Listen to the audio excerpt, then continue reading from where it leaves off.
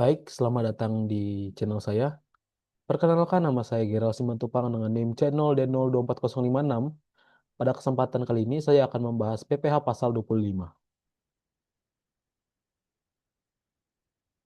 Baik, saya akan mulai dari latar belakangnya. Pajak merupakan sumber penerimaan terbesar negara Indonesia, di mana lebih dari 70% APBN berasal dari penerimaan perpajakan, termasuk pajak penghasilan (PPh). Salah satu aspek penting dalam sistem perpajakan adalah mekanisme pembayaran angsuran yang bertujuan untuk memastikan penerimaan negara berjalan stabil setiap bulan. Dalam konteks pajak penghasilan, mekanisme angsuran tersebut diatur dalam PPh pasal 25. Pengertian PPh pasal 25. PPh pasal 25 adalah angsuran PPh yang dibayar setiap bulan oleh wajib pajak untuk memperkecil jumlah pajak yang harus dibayar pada akhir tahun. Angsuran ini dibayarkan berdasarkan PPh terutang tahun sebelumnya yang tercantum dalam SPT tahunan. Tujuannya adalah untuk menjaga kelancaran penerimaan negara dan meringankan beban WP.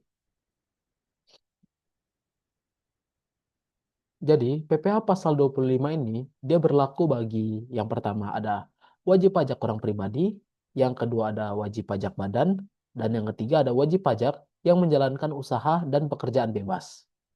Untuk tujuan umumnya, untuk yang pertama, mengatur arus kas negara secara berkesinambungan, yang kedua menghindari perkumpulan pajak bagi WP, dan yang terakhir menjaga kepatuhan fiskal secara periodik.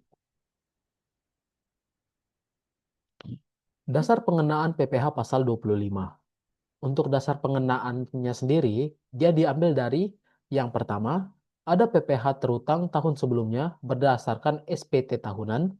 Yang kedua, ada dikurangi kredit pajak untuk seperti PPh pasal 21, pasal 22, pasal 23, dan pasal 24, kredit pajak luar negeri. Setelah dikurangin, hasilnya dibagi 12 bulan atau jumlah bulan usaha berjalan jika tidak setahun penuh. WP tertentu dapat diberikan penyesuaian angsuran atau lebih kecil jika dapat membuktikan adanya penurunan kegiatan usaha secara signifikan. Mekanisme pembayaran dan pelaporan PPh pasal 25.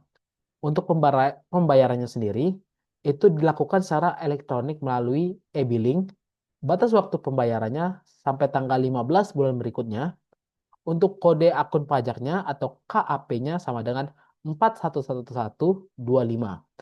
Untuk kode jenis setoran atau KJS dia 100. Pelaporan dilakukan melalui SPT masa PPh pasal 25 online. Batas pelaporan tanggal 20 bulan berikutnya. Untuk bukti bayar atau ID billing harus dicantum dalam pelaporan. Manfaat PPh pasal 25.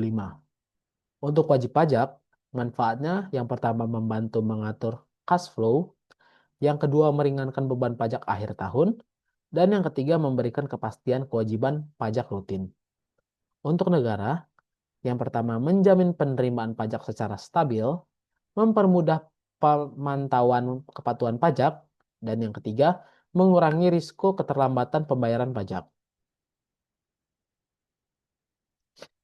Jadi di sini saya akan langsung membahas contoh soal. Untuk contoh soal yang pertama, kita ambil WP badan. Jadi sebuah perusahaan memiliki data sebagai berikut. PPh terutang tahun 2024 senilai 180 juta rupiah. Untuk kredit pajaknya PPh 22 dan 23 itu 60 juta rupiah. Untuk menghitung ansuran PPh pasal 25 untuk tahun 2025, jawabannya adalah mengurangi PPh terutang tahun 2024 dan kredit pajak, yaitu 180 juta rupiah dikurang 160 juta rupiah. Dan hasilnya dibagi dengan 12 bulan masa kerja perusahaan tersebut, yang akhirnya mendapat 10 juta rupiah untuk dipotong pada PPh pasal 25.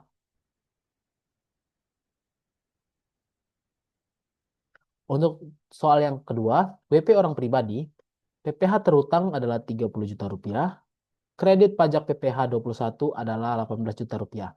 Sama seperti contoh soal yang pertama, kita tinggal kurangi lalu kita bagi 12. Jadi 30 juta rupiah dikurang 18 juta rupiah sama dengan 12 juta rupiah itu dikurang 12. Dikurang. Saya ulangi, dibagi 12. Jadi hasilnya adalah 1 juta rupiah.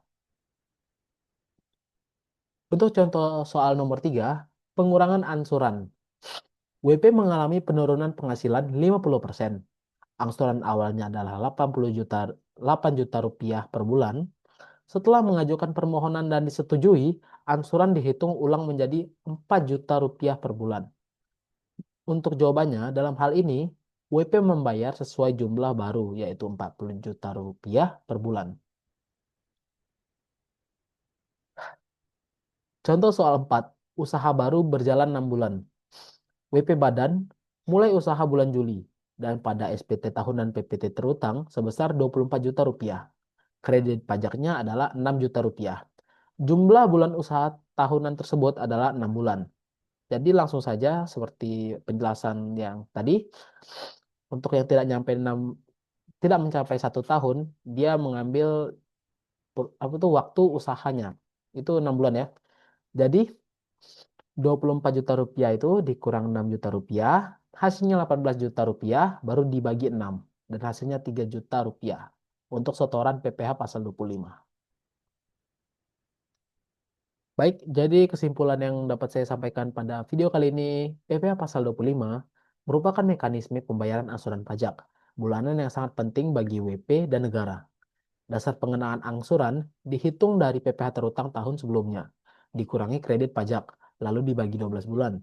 Untuk pembayarannya dilakukan paling lambat tanggal 15, sedangkan pelaporannya paling lambat tanggal 20 bulan berikutnya. Untuk manfaat PPh pasal 25, antara lain membantu meringankan beban WP, menjaga cash flow, serta menjamin penerimaan negara secara stabil. Mungkin hanya segitu video yang dapat saya sampaikan pada hari ini. Jika ada salah kata, mohon maaf. Sekian, terima kasih.